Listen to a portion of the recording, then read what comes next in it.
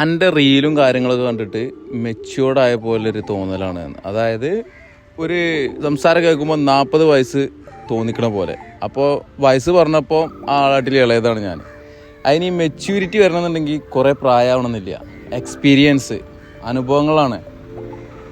അത് എത്രത്തോളം നമ്മളെ ചില അനുഭവങ്ങളൊക്കെ അത് നിങ്ങൾക്ക് ഇപ്പോൾ ഞാൻ എങ്ങനെ പറഞ്ഞാലും നിങ്ങൾക്ക് ഡെലിയൂട്ട് ആവില്ല. കാരണം എന്താ വെച്ചാൽ ഞാൻ അനുഭവിച്ചത് വേറെ, നിങ്ങൾ അനുഭവിച്ചത് വേറെ, ഓരോ മനുഷ്യരും അനുഭവിച്ചത് വേറെയാണ്. അതുകൊണ്ട് എത്രത്തോളം ഇത് ഡൈജസ്റ്റ് ആവുമെന്ന് എനിക്കറിയില്ല.